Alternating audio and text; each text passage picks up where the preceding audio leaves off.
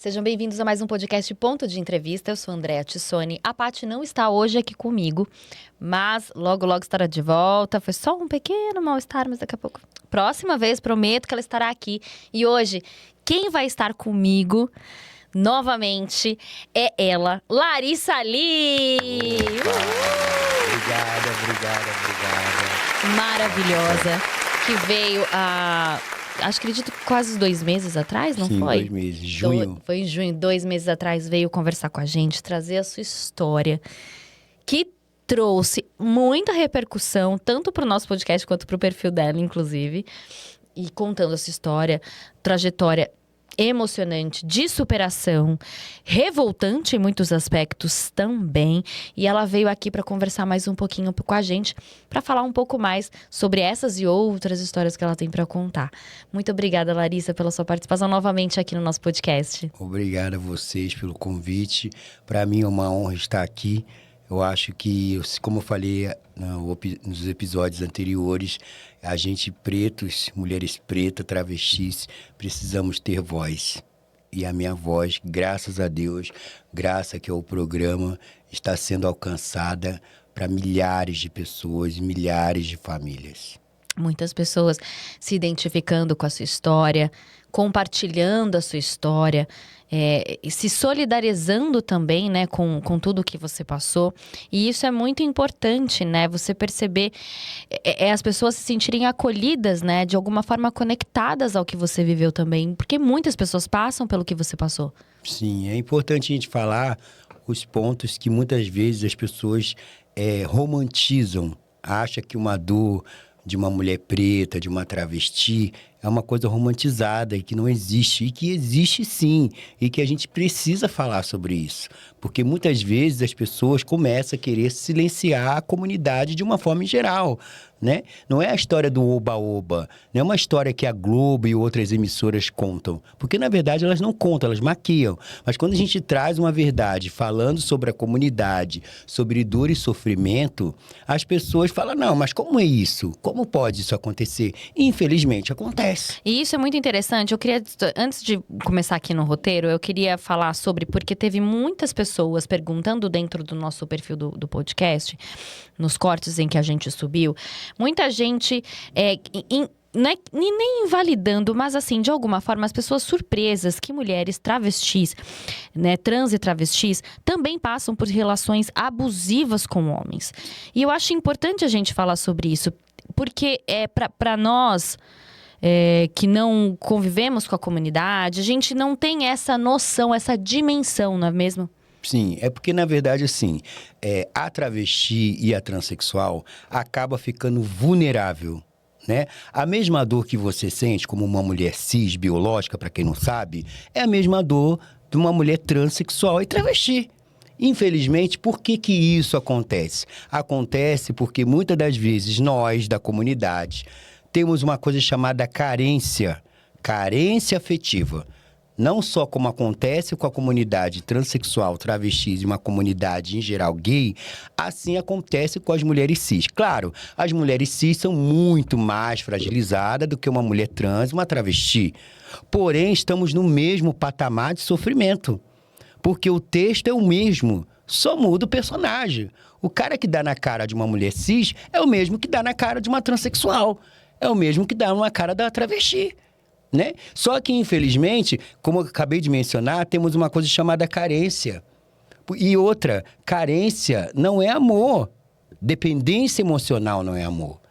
E muitas das vezes a gente acaba anulando a nossa vida em prol do outro, achando que o outro vai dar aquilo que a gente precisa, né? Amor, carinho, afeto, respeito, amizade, cordialidade, por aí se vai. E sendo que, na verdade, isso não acontece. Por quê? Porque, infelizmente, cada um só dá aquilo que tem. Ele vai dar o que se ele não tem? Eu posso dar para ele amor e carinho, mas será que ele está na mesma altura para corresponder à minha expectativa? Eu queria te perguntar uma outra coisa que você fala, Por que você acredita que as mulheres trans e travestis também são tão carentes quanto, por exemplo, as mulheres? A gente sabe que as mulheres, elas têm essa carência afetiva, muitas vezes porque é uma construção, inclusive, social, né? A gente foi ensinada a agradar, a ir buscar o príncipe encantado. No caso das mulheres trans e travestis, também passa por isso? Ou também passa por uma sensação... Porque as mulheres, a gente também tem uma coisa de se sentir meio rejeitada, a gente não sabe lidar muito bem com rejeição em muitos casos. Essa coisa de não se sentir acolhida também, muitas vezes, numa relação, né, amorosa, você acredita que essa carência vem disso? Vem, porque assim, eu vou tirar por mim, vou falar por mim. Durante muitos anos da minha vida, fui muito rejeitada. Desde quando eu vim ao mundo. E aí a gente acaba criando um mundo de fantasia. Eu, desde criança, eu já falando, antes de transicionar, sendo gay, eu tinha um sonho de ter um marido. Eu quero ter um marido. Eu tinha esse sonho. De casar, de construir uma família, de um cara que me amasse, que me respeitasse. Desde quando me entendo por gente, isso nunca aconteceu. Por quê? Porque, infelizmente, eu só arrumei curvas de rio. Infelizmente, eu depositei no outro aquilo que eu gostaria que o outro me desse. Por quê? Porque eu não tive um pai. Meu pai foi um cara totalmente sem noção. Ele era aquele tipo de homem assim, falava pra ele, bença pai, Deus te abençoe e pronto. Eu não tive mãe. Eu fui criada por uma madrasta que era totalmente horrorosa, me batia por motivo fútil, torpe, banal, sem direito de defesa.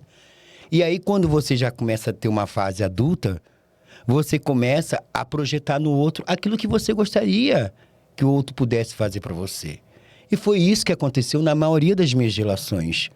Porque eu projetava no outro aquilo que eu não tinha. Um pai, uma mãe. E aí você vai entrando em uma relação totalmente tóxica e abusiva. Aonde o cara começa, vendo que a sua carência é muito grande, ele começa a sapatear em cima de você. Foi o que aconteceu várias vezes comigo. E eu achava que toda aquela violência era normal. Não, é normal, o dia dele foi bom, era um tapa, era um puxão de cabelo. E eu falava, não... Hoje eu vou parar um pouco, eu acho que a errada sou eu. O que acontece muitas vezes com muitas mulheres cis, né? O cara é violento, extremamente abusivo, e ele sempre coloca ela como nada. Muitas vezes isso acontece também com a nossa comunidade, né? O cara fala, não, eu tô nessa situação por sua causa, né? Se não fosse isso, eu não estaria aqui. E aí você vai acabando anulando a sua vida em prol daquele cara. E aí você vai criando uma dependência emocional. O cara é zero à esquerda. Muitas vezes meus companheiros foram zero à esquerda. E eu achava, não, o meu amor vai suprir a nossa relação. E de fato não supriu nada. Não supriu nada. Só trouxe mais trauma. Só mais trauma, só dor, só sofrimento. Aonde eu comecei a me esconder de mim mesma. Tanto que eu tive uma relação com um cara era do Nordeste, super homofóbico, e eu tava já naquela transição de falar assim, não, agora eu não quero mais ser gay, agora eu vou transicionar, né? Eu quero ser a Larissa. E eu lembro quando eu comecei a arrumar meu emprego, ele falou, o dia que você chegar em casa de cabelo, você pode me esquecer. No meu primeiro salário, eu coloquei um cabelo e cheguei dentro da minha casa. Quando ele olhou, ele ficou, que isso? Eu falei, então, se não tá bom pra você, se retira da minha casa. Retira da minha casa. Eu fiquei agora curiosa, porque você disse que você se relacionou com um homem que era extremamente homofóbico. Então, sim, existe mesmo as mulheres trans, travestis e até os homossexuais de alguma forma, eles também se relacionam com homens que são extremamente homofóbicos? Extremamente homofóbicos, porque infelizmente a gente está numa sociedade que as pessoas gostam de camuflar. Então o cara, ele até sai com a travesti, ele até sai com o gay, por um fetiche, por uma carência, mas ele tem que ter aquela vida padronizada. O que é a vida padronizada? Ele tem que ter filhinho, tem que ter uma vida, né, aquele macho alfa. Em casa, ele bota para arregaçar. Na rua, ele é uma menina. E aí, ele muitas vezes começa a ter relações escondidas. E aí, se falar, o que acontece? A gay apanha, a travesti é assassinada, a transexual é humilhada. ele tem que se passar sempre como bonitinho, sempre como um alfa. Não, eu cuspo no chão, bato na cara, faço aconteça. Mas no fundo, ele adora uma travesti. No fundo, ele adora um gay. Geralmente, já viu aquele ditado? Quem muito desdenha quer comprar? É bem famoso. Concorda comigo? Uhum. É aquela coisa, por que eu me preocupo tanto com a sexualidade alheia? Se eu sou uma pessoa bem resolvida, eu não tenho que me preocupar com a sexualidade do outro. Toda vez que você vê uma pessoa, isso é pra você que tá assistindo o programa de hoje, que fala muitas das vezes, eu odeio a travesti, eu odeio o gay, eu odeio o viado. Muitas vezes, esse cara que fala que odeia é o cara que mais gosta. É o cara que mais gosta. Como que você vai odiar uma pessoa se você não tem nem contato com ela? Algum trauma na infância que ele passou faz com que ele reproduza esse ar de ódio, sabe? Ele é uma pessoa tão articulosa, tão arquitetônica, ao ponto de todo o ódio que ele teve na infância, um relacionamento mal sucedido com a comunidade, que ele acaba matando a travesti. Por puro ódio. Ele acaba matando o gay por puro ódio. Porque ele tem que viver num padrão de sociedade, que a sociedade impõe pra ele. Ele tem que ser casadinho com a mulher e com o filhinho. Mas no fundo, ele é um bissexual. Ele adora uma travesti. Ele adora um gay. E também se relaciona com mulheres. Lembrando que as pessoas falam, quem se relaciona com travesti também é viado. Não. Ele vê na travesti uma mulher. Independente se ele é operado ou não, mas ele vê nela uma mulher. E ponto a história. Pessoas bem resolvidas não se preocupam com a sexualidade alheia. Não se preocupa. Por que eu vou me preocupar tanto? Por que você tem tanto ódio da travesti? Por que você tem tanto ódio do gay?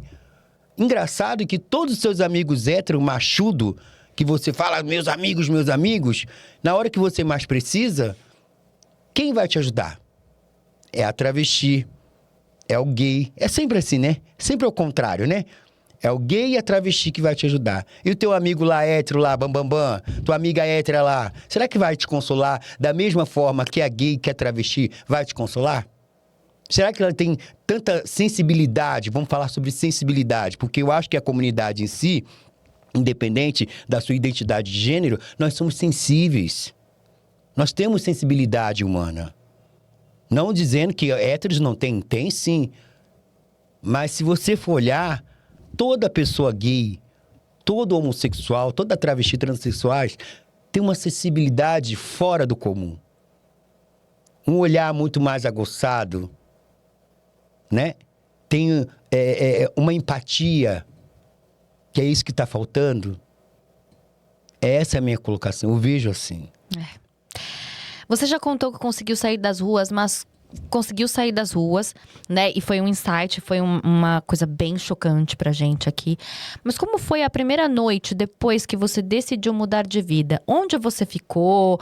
Como que você começou de fato essa reconstrução? Foi como eu falei no episódio anterior, que eu tinha um amigo e esse meu amigo foi o cara que mais me ajudou. Muito, muito, sou eternamente grata. E aí eu vi que ali embaixo da ponte era um lugar sujo e que eu não poderia aceitar aquilo. Foi quando um rato, volta a repetir, pulou em cima da gente na madrugada e acendia uma vela e eu vi aquela coisa horrorosa. Eu falei, não quero mais chegar aqui. E eu lembro como se fosse hoje, ele falava, Larissa, segue o seu caminho. E ali, da ponte, eu fui para um albergue, tinha um albergue próximo.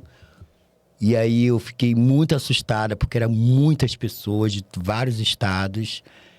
E aí eu comecei a iniciar uma nova vida. Falei, não posso ficar aqui, né, morando onde tem lixo, onde muitas vezes tinha que tomar banho no chafariz de madrugada.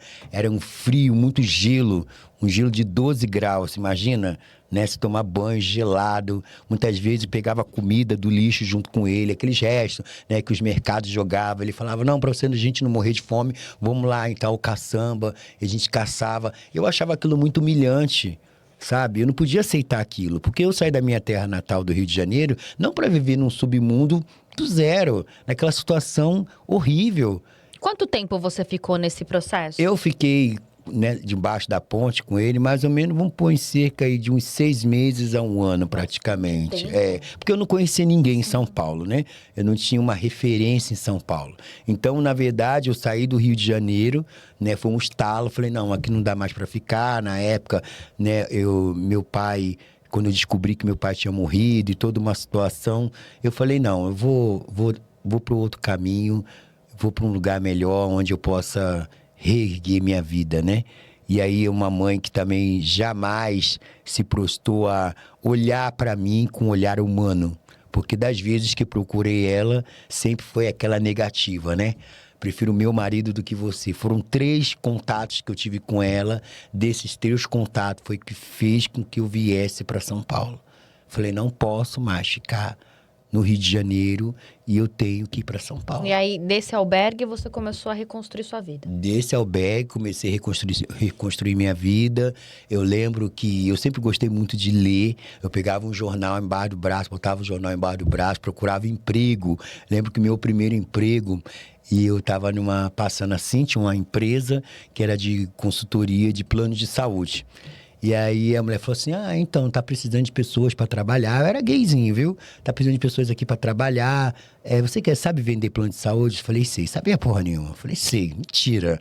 Aí, meu primeiro contrato, não lembro como fosse hoje, gente, era R$ 600. Meu primeiro plano de saúde que eu vendi na época da Sancil. Quem lembra da Sancil não existe mais. E aí, quando eu peguei aquele dinheiro na mão, eu falei, meu Deus, que tudo... Sabe? Fui aprovada, assim, era 30 pessoas, das 30 eu fui uma das aprovadas para ser ali corretor de plano de saúde. E de lá para cá, continuei, né, trabalhando nessa área. Fiquei mais ou menos 10 anos no plano de saúde, onde eu saí, consegui, né, ter uma estabilidade um pouco financeira, consegui alugar um quarto, né, não tinha nada dentro, mas eu tinha minha paz, estava refazendo a vida. E comecei a conhecer outras pessoas nesse meio período, para não passar fome, não passar dificuldade, eu catava papelão, eu catava latinha, né, um amigo, esse meu amigo também me ensinou a empurrar carroça, né, então... Tipo, eu morava ali em Osasco, no centro de Osasco, então eu puxava a carroça até Antônio Agua, uma ladeira desgraçada, horrível. Até hoje eu tenho problema no joelho por causa disso. E aí a gente catava reciclagem ali e daquele dinheiro, junto com o plano de saúde, eu conseguia me manter. E foi assim que eu consegui sobreviver e resistir. E não tenho vergonha, viu? Não tenho vergonha desse passado. Eu adoro os catadores, porque a gente cata não só reciclagem, né? A gente encontra trocentas coisas ali no meio da reciclagem, né? Fora que é uma ajuda para o meio ambiente, né? Isso. Cooperativas, é super importante, principalmente uma região tão grande que consome tanto lixo quanto São Paulo. Sim. Os catadores, eles têm função fundamental na nossa cidade. Verdade. Existe algum episódio da sua vida que ainda é uma ferida aberta? Alguma coisa que mesmo depois de tudo você ainda não conseguiu perdoar ou superar completamente? Eu acho que não chega uma ferida aberta. Como eu falei, né? Uma mãe que nunca olhou para mim. Não vou falar mágoa, porque a palavra mágoa é muito forte. Eu não sofro mágoa, porém também não sofro demência. Às vezes eu me pergunto, o que leva um ser humano a abandonar um filho durante tantos e tantos anos? Todos os meus contatos ela tem. Facebook, né? Mas pela ignorância, porque isso para mim é uma pessoa ignorante, de não ter uma sensibilidade e nem um pouco se colocar no meu lugar, de tudo que eu passei na vida, para poder procurá-la, encontrei e eu desenhei aquilo que ela nunca foi para mim.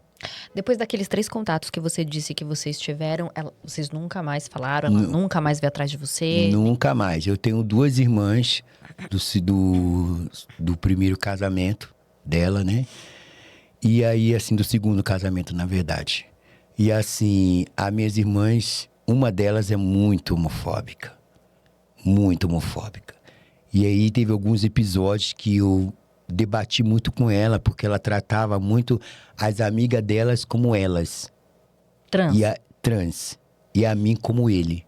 E aí uma vez me perguntei pra ela, por que você trata suas amigas como elas e eu como ele? Não, mas não, peraí, querida. Eu sei a história, eu já sei, vou te dar a resposta.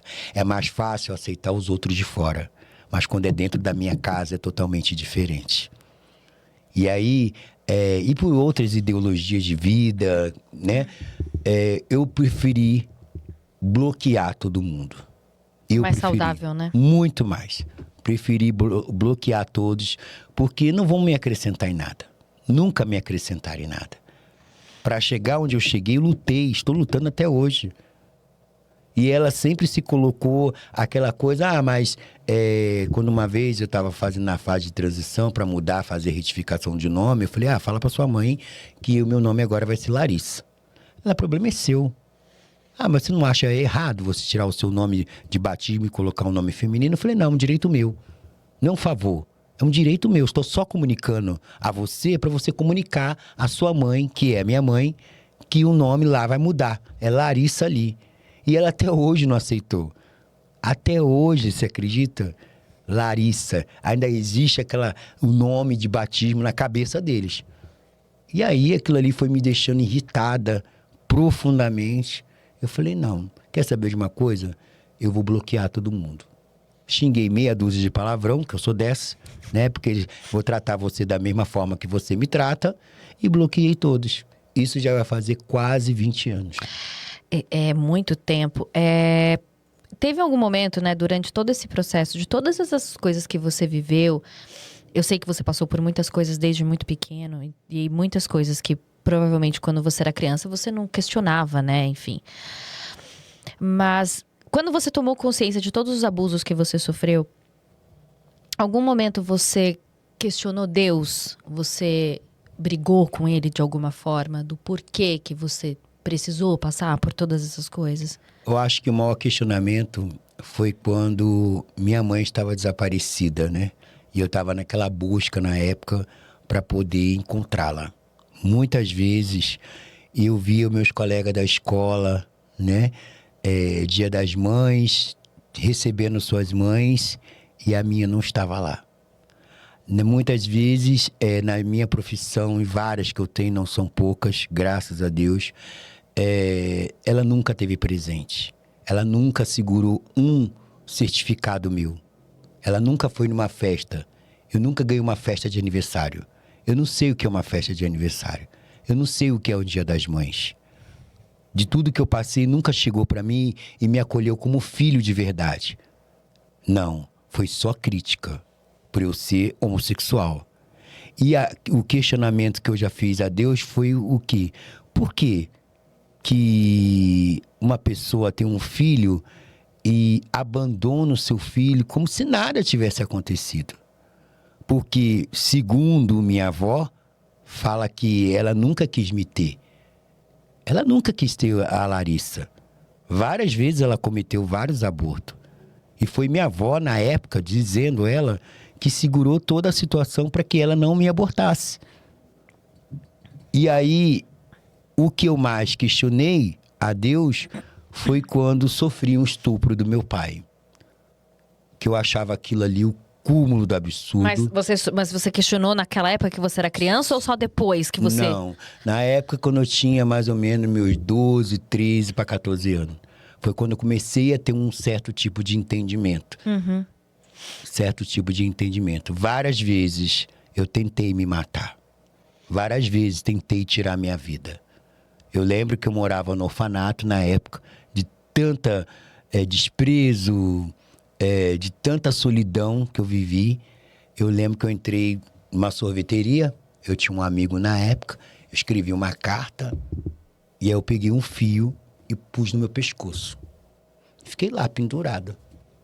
A sorte minha foi que esse meu amigo deu, né, sentiu falta de mim, empurrou. Nisso que ele empurrou a porta, eu estava pendurada com um fio no pescoço. Isso foi no Rio de Janeiro? No Rio de Janeiro. 14 anos? Com 14 para 15 anos. Meu Deus. E depois disso, lembro que outros suicídios também tentei contra a minha vida. Peguei um veneno de rato, coloquei dentro da água, escrevi uma carta, já morava no orfanato, escrevi uma carta para meus amigos de despedida e tomei. E nisso que eu tomei, fiquei toda arregaçada. E aí conseguiram me acolher rápido, fui entubada, pá, me jogaram lá no médico. E eu lembro como fosse hoje, uma assistente social, uma psicóloga falou pra mim: quando é pra morrer, meu bem, você vai morrer. Quando não é pra morrer, você não vai morrer.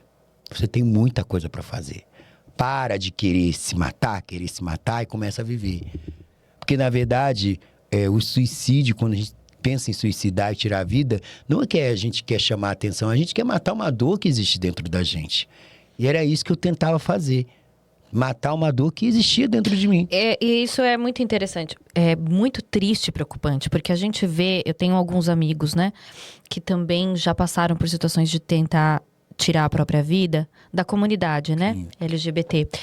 E isso é muito comum, né, dentro da comunidade, né, das pessoas. Eu acredito que deve ser um sofrimento muito grande, até pelo fato de não serem aceitos pela família, de todas as coisas que sofrem, né? Sim, porque você imagina, né? Eu sempre falo isso. É muito fácil você criticar o outro, mas se colocar no lugar do outro é outra história. É muito fácil falar da prostituta, mas eu vou lá, levo um pão para ela comer. É muito fácil falar do gay, mas você tá lá no dia a dia com ele? Então, eu acho que o que falta para as pessoas é empatia, que elas não têm.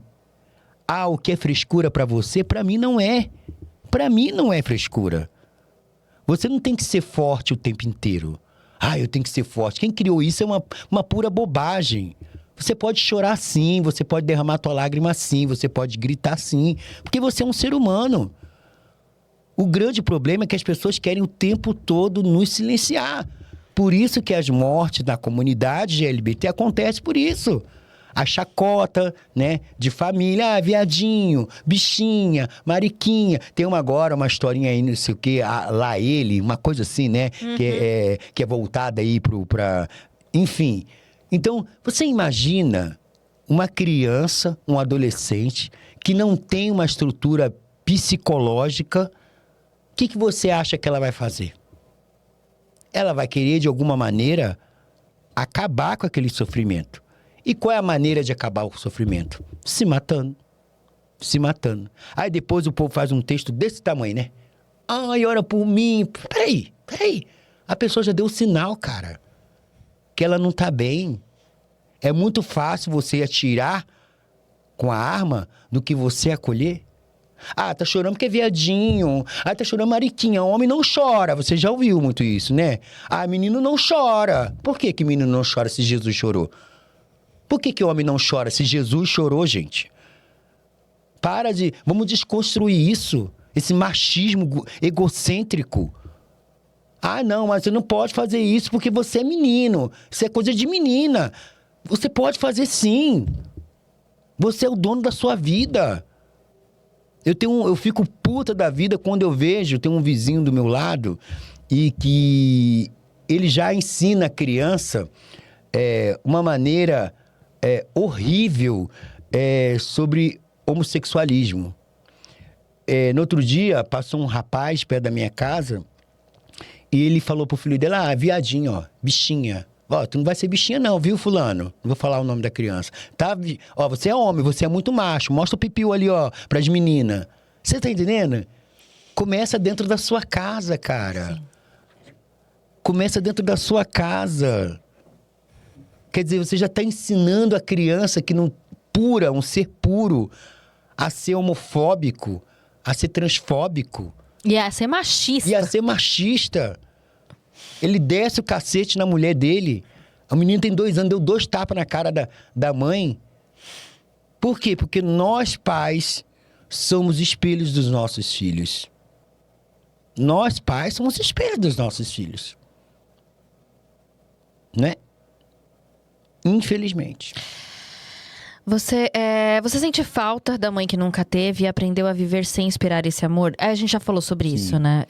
Enfim, vamos para a próxima pergunta. Depois de tudo o que aconteceu, que você passou, e a gente falou sobre relacionamento abusivo, todas as relações que você passou, você ainda acredita no amor e que você ainda pode encontrar esse amor de alguma forma?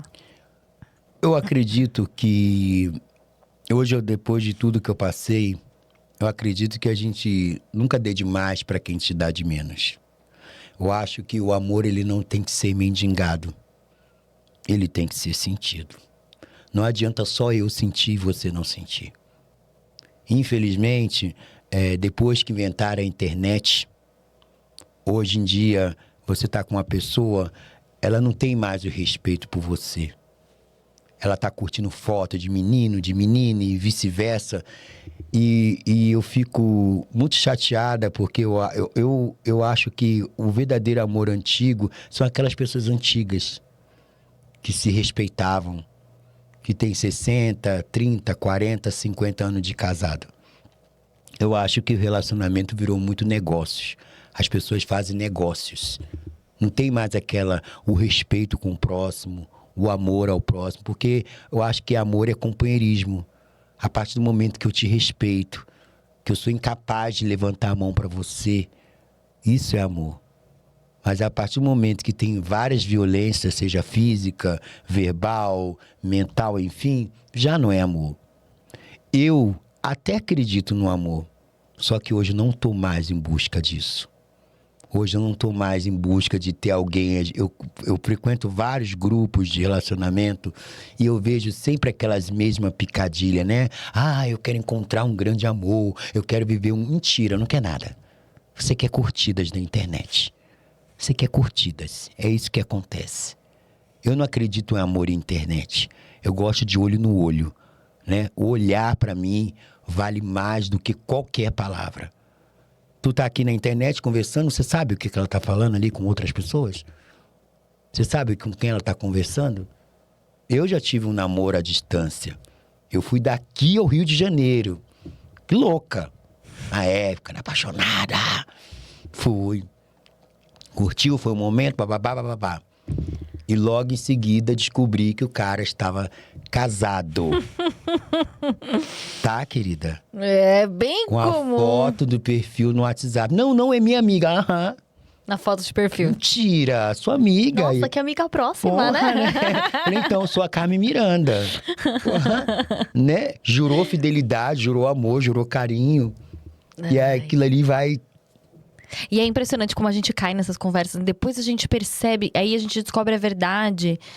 E é tão comum, né? Tão padrão, gente. Homem sem... É horrível esse termo, né? Homem sendo homem, né? Mas é exatamente isso, assim. Todos eles parece que é um padrão. Sim.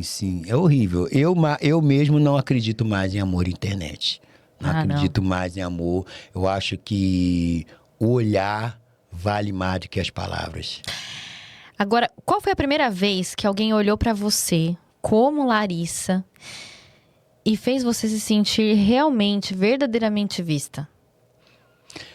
Vamos lá, eu tive 8 maridos. 8 maridos, mulher. Maravilhosa, passei da pombagira. Eu tive 8 maridos, mas um homem que realmente fez eu me sentir Larissa, entre os 8, foi um cara que eu conheci. Eu morava no albergue na época e a gente lutamos junto para sair do albergue. Você tem noção? E aí a gente não tinha nada, cara, nada. E a gente construímos junto. Eu passei por um momento de dificuldade muito grande de saúde, que eu peguei tuberculose glandular, pneumonia bacteriana, tudo me aconteceu. Meu Deus. E foi aquele momento que ele me olhou muito como Larissa, sabe? Ele falava, estou aqui com você e tal, e vamos lutar, vamos, né? Era um ovo, a gente repartia um ovo. Mas depois esse sonho acabou. Durante 6 anos nós fomos casados. Durante 4 anos eu fui a mulher mais feliz. E durante 2 anos fui a mulher mais infeliz da face da terra. Mas por que ele começou a se transformar? Porque ele era do sul de Minas Gerais e a família dele não sabia que ele vivia com uma trans. E ele teve um momento muito grave na vida dele, que ele ficou muito mal. E aí os parentes dele veio visitar ele. E aí descobriram que ele estava com uma trans. E aí começaram a entrar na cabeça dele, né? E aí daquele amor já começou a mudar. E aí ele arrumou um emprego. Eu ajudei, como sempre. E ele não parava em emprego, como sempre, né? A mulher incentiva o cabra. E aí ele se interessou por uma mulher. Até então, tudo bem. Eu sou médium, eu sou espírita. Um belo dia eu tive um sonho, eu falei, você está me traindo. Ele falou, não, é coisa da sua cabeça. Sempre é coisa da cabeça da mulher. Nunca deles. E eu falei, eu vou te provar que você está me traindo. E aí, dito e feito, ele estava me traindo. Covardemente,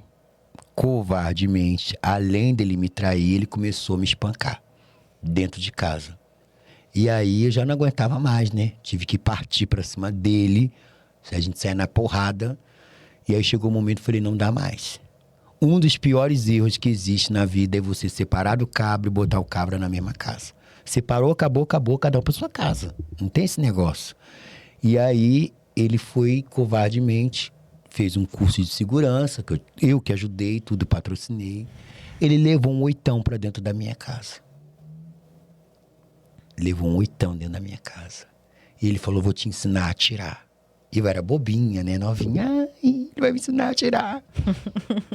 Não, vamos pra uma mata fechada. No parque aí, famoso. Era um golpe? É. Ele maquinando contra mim. Meu Deus! E aí, quando foi um belo dia, eu tive que arrumar um cara, dizendo que era meu amigo, para me proteger, que esse amigo se tornou meu marido mais pra frente, tá no livro. É porque muito a gente, babado. né? Babados. E aí, simplesmente, ele puxou o revólver e botou o 8 no meu peito. E eu segurei o 8 no peito. Eu falei, seu arrombado, se você não atirar em mim, não me matar, a gente vai sair na porrada. Ele deu 3 passos pra trás e deu papum, papum, papum, papum. 3 tiros de 380 em cima de mim. Em você? Bárbaro, né? Adoro. Em você? Em mim. 3 Mas, tiros de 380. e não... Nada. Meu altar estava aceso. Axé? E Não aí, pegou em você? Nenhum tiro. Cara, ele era deu muito ruim de mira, 3 tiros gente. de 380 em cima de mim. E aí foi uma confusão, chegou a polícia, toda aquela coisa toda. Aí fomos parar na delegacia. Aí o delegado falou, mas por que você atirou nela? Ai, não, porque ela era minha prima. Eu falei, como prima? Eu vivi com ele 6 anos, cara. Aí o delegado falou, desde quando o primo come a prima? Desse seu safado, você queria matar ela. E aí naquela época não existia a Lei Maria da Penha para mulheres trans. Ele foi preso só por um tempo. Eu arrumei um advogado. O advogado fez o possível e o impossível. E eu não recebi nada, saí com a mão na frente e outra atrás. Sem nada. Gente, inacreditável. Gente, que história. O cara que eu amei, tá? Que eu amei ele. Do fundo da minha alma. Ele teve a capacidade, né? Depois que estava estabilizado, que dei toda uma estabilidade para ele. Financeira e apoio moral, que é isso, né? Muitos não têm. E ele simplesmente... E tem muitos homens que acabam, às vezes, sendo maravilhosos justamente para conseguir esse tipo de apoio. E depois que conseguem se estabilizar, se transformam, né? Se transformou. Ele se transformou, assim, num lixo, num monstro. E eu nunca pensei que ia viver isso na minha vida. E ele simplesmente tentou contra a minha vida também. Meu Deus. Vamos agora para um próximo bloco, onde a gente vai fazer algumas perguntas relacionadas ao episódio anterior. Depois do primeiro episódio, foi ao ar muitas perguntas. Uma das perguntas que mais apareceu foi sobre o seu livro. Em que fase do livro ele está? Ele vai ser lançado? O que você escolheu dizer que não é... E por que você escolheu dizer que não é uma sobrevivente, mas uma resistente? O livro, na verdade, ele ainda não foi lançado. Não será tão breve. Porque eu gostaria que o livro fosse lançado quando Larissa estivesse viralizada na internet. Porque aí eu não vou precisar, né, meus amores, fazer tanta força para vender, porque Larissa já tá conhecida. Lógico. Né, meu amor? Porém, o livro tá mais ou menos... A última vez que eu dei algumas partes para uma faculdade de jornalismo, ele já estava 3.000 páginas. 3.000 páginas digitada. Né? Não editada e nem ortografada, editada. Por que não sou sobrevivência e sim resistência? Eu acho que sobreviver, todas nós, da comunidade T em geral, sobrevivemos. Resistir são para poucas. Infelizmente, o número de feminicídio contra a mulher trans é enorme. Infelizmente. Muitas não chegam nem aos 30 anos de idade.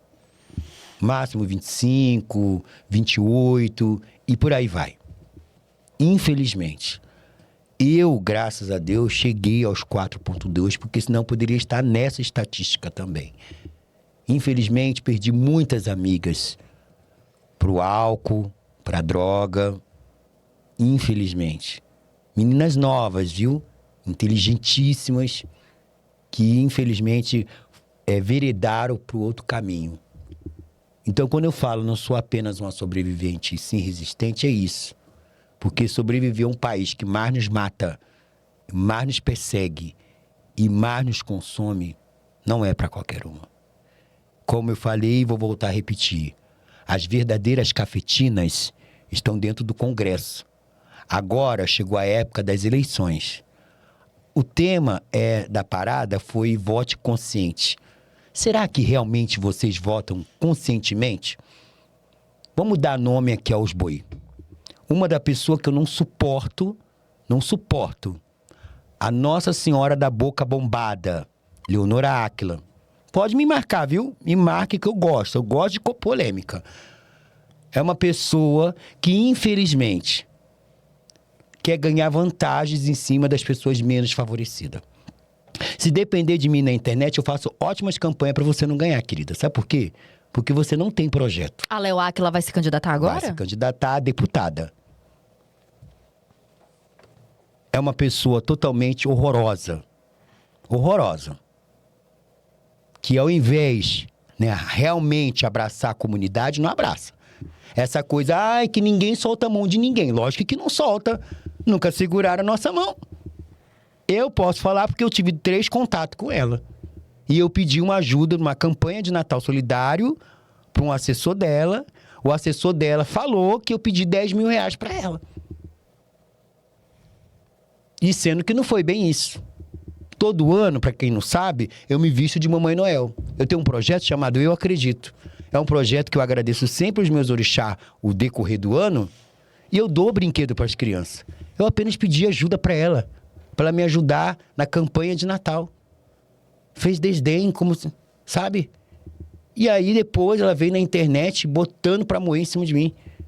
Porque teve um cara lá, não sei, que eu não acompanho muito política, não gosto de política, porque eu chamei a Érica Hilton, de podre, e ela falou que eu chamei ela de lixo, uma coisa assim, não veio ao caso agora.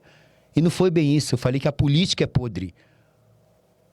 A política é podre. Principalmente quando fala da comunidade LGBT, que eu acho que muitas entram ali para a política para poder ganhar vantagens em cima das manas.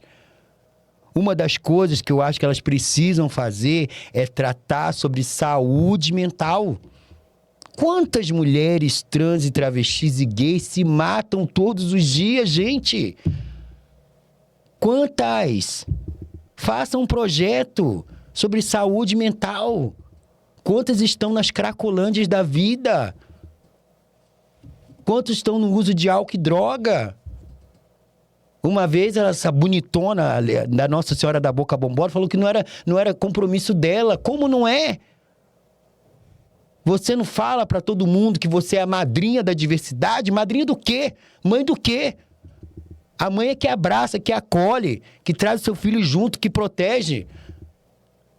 Não que você fica fazendo videozinhos na internet, denegrindo a imagem de muitas manas, ganhando vantagens em cima de muitas manas. Vamos ter um pouco mais de empatia. Quantas mulheres trans e travestis ainda usam silicone industrial? Vocês não, são perfeitas. Nossa Senhora do Esticômetro. A cara mais esticada que Fred Krug. A boca assim, Por que vocês não fazem um projeto aí com o cirurgião plástico de vocês e dê aí pras manas pelo menos uma prótese mamária? Para que elas parem de ficar indo nas bombadeiras, fundo de quintal, onde elas pegam ali metade de meio ml e aplicam silicone industrial no corpo. E que muitas, infelizmente, morrem de bulimia pulmonar. Que deveria ser falado. Silicone industrial, que tá matando várias manas. Mas a gente não tem condições de fazer um projeto assim. Tem sim. O seu cirurgião que você vai lá, bonitonas, Ele pode sim fazer um projeto junto com ele, né? Junto um grupo de médicos, de pessoas lá, e falar: olha, tem uma comunidade X, eu tenho um projeto X, vamos aí, pelo menos que tem muitas manas que recebem bolsa, vamos lá, pelo menos mínimo, se você der pra bicha ali, ó, 100 reais pra bicha pagar todo mês ali, 100 reais, uma prótese decente no peito, não colocar um silicone industrial, com certeza ela vai ficar feliz. Com certeza a bicha vai ficar feliz. Mas, infelizmente, isso não acontece. Porque se você tá pensando na comunidade, na saúde das pessoas, de alguma forma, são propostas para a comunidade LGBT, você tem que ir atrás do que quais são as carências, as necessidades, o que tá mais prejudicando de alguma forma a comunidade, né? Sim, claro. Tipo, eu participei do projeto Transcidadania, que não era da época dela, que agora nem ela mais gestora, ela é. E assim, o Transcidadania é um projeto que foi criado para que as mulheres trans pudessem voltar à escola. Porque na nossa época, a gente não podia estudar. A gente era tirada como tudo, menos como nada. E aí, criou-se um projeto para que as transexuais e as travestis pudessem ter uma bolsa. Uma bolsa auxílio, tá? Não é bolsa traveco, como muitas pessoas colocam. Uma bolsa auxílio para auxiliar a gata enquanto ela está estudando, para ela pelo menos ter uma vida digna. Porque a gente tem que entrar nessa questão que é muito importante. Muitas pessoas trans, mulheres trans, homens trans, mas eu acredito que mulheres trans um pouco maior, é mais evidente, é mais latente, são expulsas de casa. Sim. São abandonadas à própria sorte. Sim, eu tiro por mim. Eu não fui expulso da minha casa, fui obrigado a sair da minha casa. E a gente vai viver à mercê da sorte. E se eu não tivesse um equilíbrio que eu tenho hoje? Às vezes eu paro pra pensar, eu passo na rua, principalmente na noite, eu vejo aquelas manas muito drogadas, suja, que você às vezes conversa com ela, ela é tão inteligente. Mas infelizmente, ela se jogou, porque ela já não acredita mais em nada. De tanto ela apanhar, uma hora ela tem que bater. Então ela se joga. Ela vai pro crack, vai para as cracolândias da vida. Quando não é estrupada. E quando morre, mais uma para a sociedade. Mais uma. E, infelizmente, essa é a realidade. Mais uma para a sociedade. Muitas pessoas ficaram muito tocadas com a sua história. E você falou na sua história sobre a sua irmã.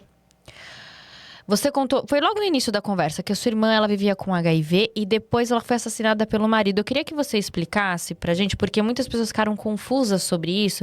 Você explicasse pra essas pessoas o que exatamente aconteceu. Porque segundo minha avó, tá, gente? Que eu não tive contato, não cheguei a conhecer, só sabia que eu tinha uma irmã que chamava Patrícia na época. E minha avó conta, né, que ela, na época, ela era casada com um traficante. E nesse meio tempo, né, o traficante voltando a falar sobre saúde mental. Porque eu acredito que Patrícia, como Larissa, não teve o apoio de mãe. Não teve.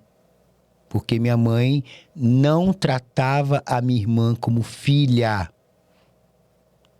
Porque a minha irmã era fruto do primeiro casamento com o meu pai.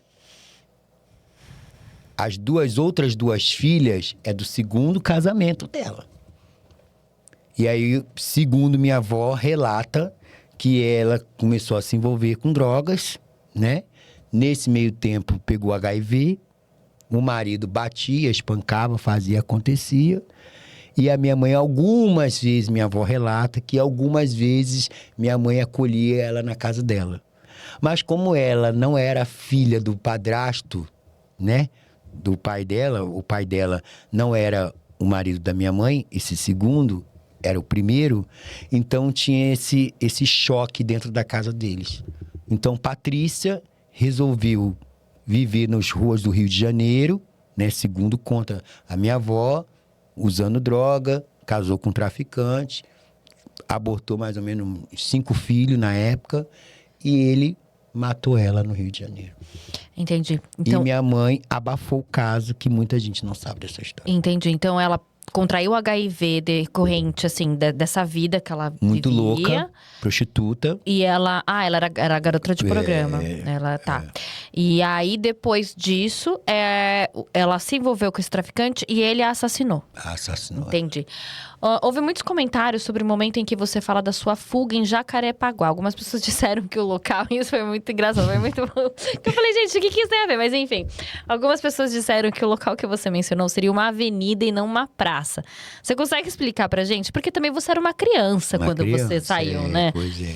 Então, era onde exatamente essa fuga? Eu morava no Morro do Encontro. Pra quem sabe, vamos localizar agora. Alô, gente! Vambora, Brasil! Então, eu morava no Morro do Encontro, que nesse Morro do Encontro dava pra avenida, pra praça Grajaú, Jacarepaguá. É uma praça? É uma praça. Grajaú, Jacarepaguá. Grajaú, Jacarepaguá. Era uma praça onde meu pai e eu trabalhávamos como flanelinhas. Tanto que eu menciono que quando eu tava fugindo, eu entrei pra dentro de uma igreja e pedi ajuda pra eles lá. Sim. Né? Onde as pessoas me ajudaram.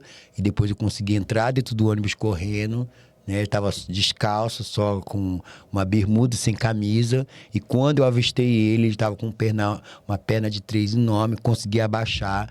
E as pessoas, você conhece Cuíca? Não. Foi quando o cara deu partida no ônibus e eu consegui sair daquele local.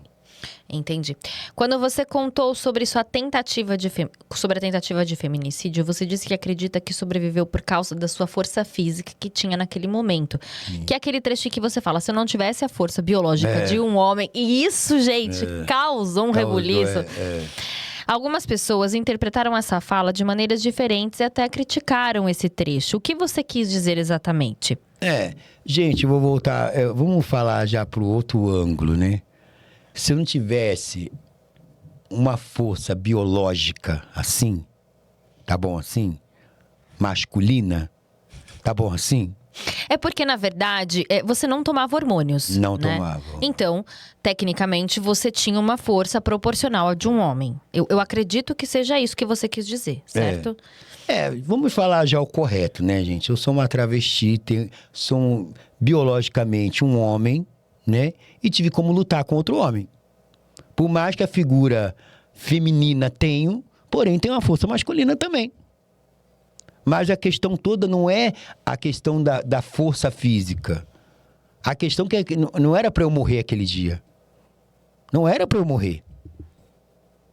Não era para eu morrer. Então, ninguém morre na véspera.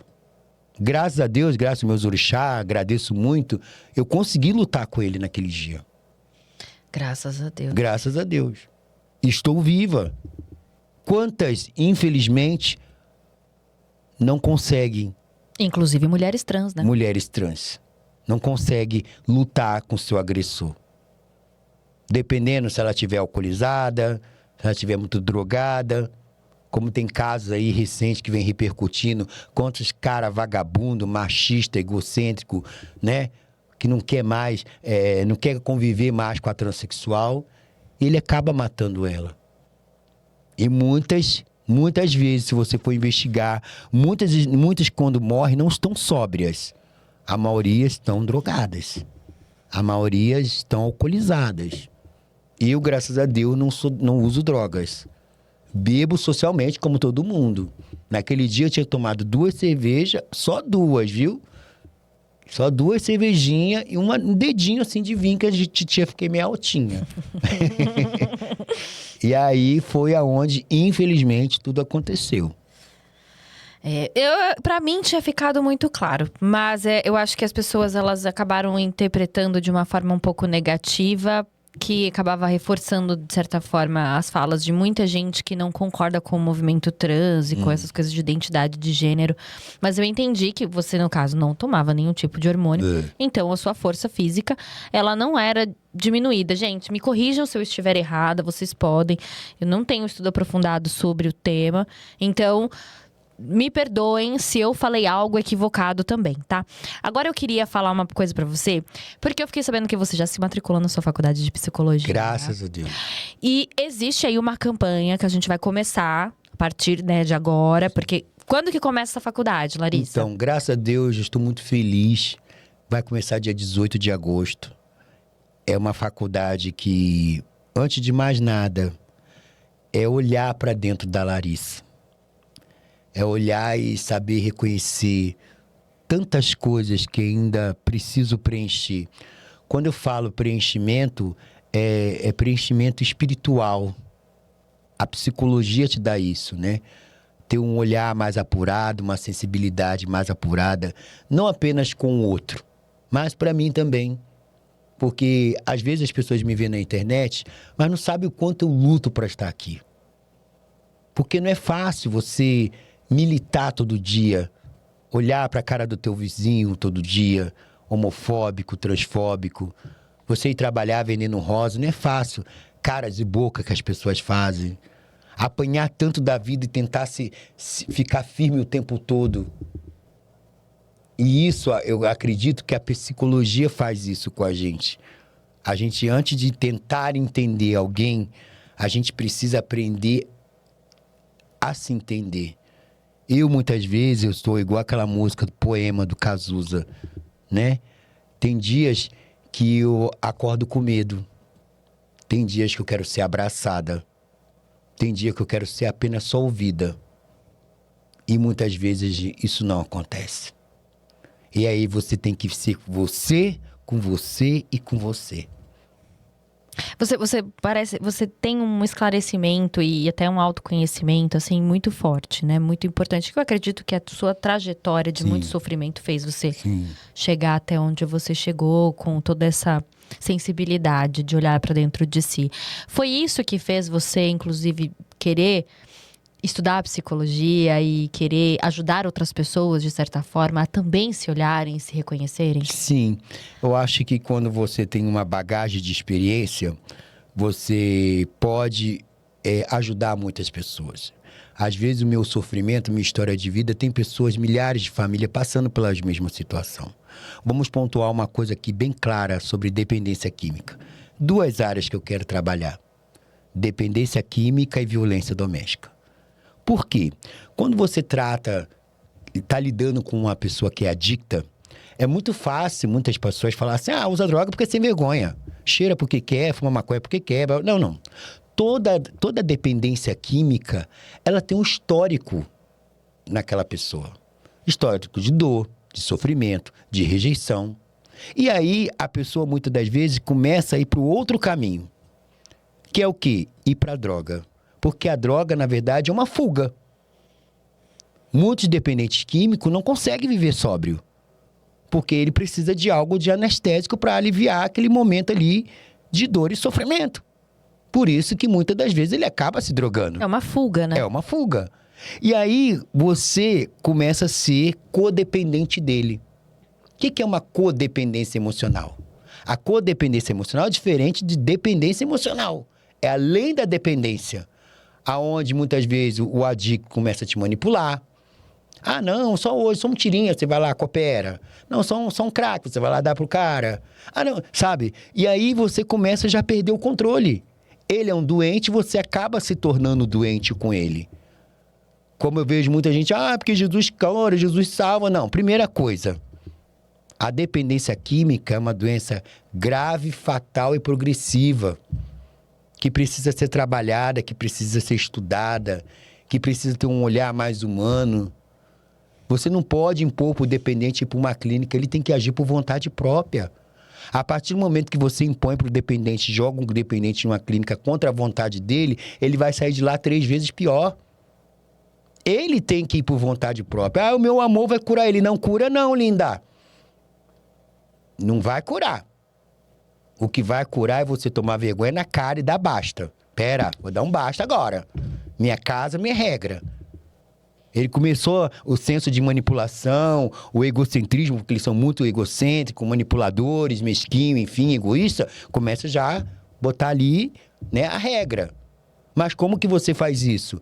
Indo em grupos de codependentes, dependente químico. Você foi para esses grupos? Fui. Teve um momento na minha vida que quando meu ex-marido, na época, né? Que também são coisas que a gente atrai, tá?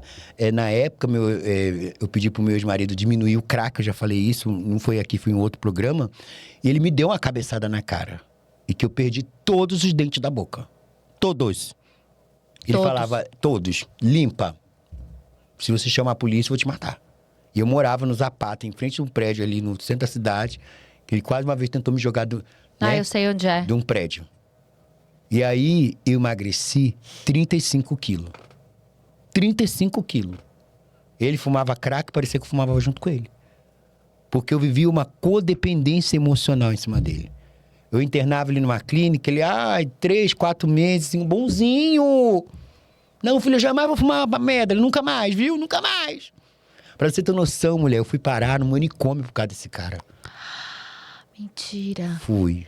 De tanto amor, de tanta codependência emocional que eu tinha em cima Mas dele. por quê? Você ficou muito mal Porque mesmo? fiquei muito mal. Eu fui visitar ele no manicômio. Cheguei lá, isso entra, não entra, isso entra, não entra, isso entra, não entra, não entra. Você foi lá pra Fui fazer lá. visita. E foi a pior dor. Porque ele era um ser humano incrível. Mas, infelizmente, a porra da droga falava mais alto. Infelizmente. Olha, infelizmente, a gente tá terminando, porque eu queria. Nossa, gente, eu falo que quando ela vem aqui. É muita história. Quando ela vem aqui, não tem jeito. A gente quer ouvir tudo. Mas fica pra uma próxima. Espero que tenham próximas. Eu queria você tá fazendo uma campanha agora pra conseguir auxiliar, né, na sua faculdade de psicologia que você vai começar a partir do próximo mês, né? Agosto? É né? agosto agora. Agora. Então eu queria que você falasse na câmera, olhasse pra lá e conversasse com as pessoas que queiram te ajudar. Peça pra quem quiser contribuir para a vaquinha da Larissa ali. Gente, primeiramente eu quero agradecer a todos por esse poder de fala. Obrigado a você, obrigado ali o rapaz. Como falei, eu já começar a faculdade de psicologia. Para mim vai ser tão importante e espero que daqui a 5 anos Larissa esteja aí, né, formada e que eu possa ajudar milhares de famílias que muitas vezes não têm a oportunidade de serem ouvidas ou de serem acolhidas. E eu preciso muito comprar aí uma bike elétrica, né, como eu já falei outras vezes lá no meu Instagram, para fazer entrega aí de iFood, outras empresas, para juntar o dinheiro para pagar a faculdade. Então, se você se sentir sensibilizado, se você tiver uma bike elétrica, se você quiser doar para Larissa, ou se você quiser me ajudar a pagar a faculdade, vai estar depois aí, né, o número do meu Pix, a chave Pix, você pode ir lá, né, fazer a sua contribuição. Eu já vi quanto é uma bike elétrica.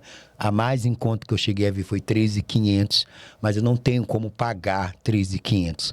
Ou eu pago, ou eu como, eu pago a bike. É bem assim mesmo.